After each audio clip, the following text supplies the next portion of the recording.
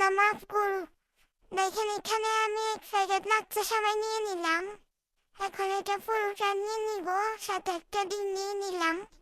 ডিমটা একটা বাটিতে নিয়ে নিব, সাথে 1 চামচ চিনি ব্যবহার করব। আপনারা আপনাদের পছন্দ অনুযায়ী চিনিটা দিতে পারেন, যারা যেমন মিষ্টি খেতে পছন্দ করেন। তো আমি এখানে নারিকেল দিয়ে দিব, 1 চামচ গুঁড়া দুধ দিয়ে দিলাম। তারপরে এটা ভালো করে মিশিয়ে নিতে হবে। দেখেন আপনারা আমি এটা ভালো করে মিশিয়ে নিচ্ছি। এখন এখানে ডিমটা ঢেলে দিব। দেখেন আপনারা আমি এখানে ডিমটা দিয়ে দিচ্ছি। এখানে ডিমটা পুরোটাই দিয়ে দিব। পুরোটা দেওয়ার পর এখানে এখন এটা ভালো করে মিশিয়ে নিতে হবে। দেখেন কতটা সফট হয়েছে, এটা হাতে নিলে বোঝা যাইতেছে। তো এখন আমি এক এক করে ছোট ছোট করে বানিয়ে নিব।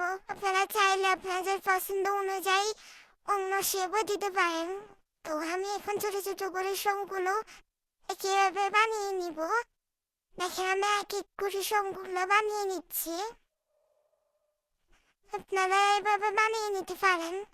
এখানে আমার সবগুলো বানানো হয়ে গেছে। এখানে এগুলো ভেজে নিতে হবে। আমি একটা কড়াই নিয়ে নিলাম। কড়াইতে অনেক পরিমাণ তেল দিয়ে দিব। এখন তেলগুলো দেওয়ার পর এটা ফুটিয়ে নিতে হবে। ফুটানোর পর সবগুলো দিয়ে দিতে হবে। আমি এখানে আস্তে আস্তে সবগুলো দিয়ে দিচ্ছি। এখানে এক এক করে সবগুলো ভেজে নিতে হবে। দেখেন আমি কিভাবে ভেজে নিচ্ছি, কিভাবে ভেজে নিতে হবে।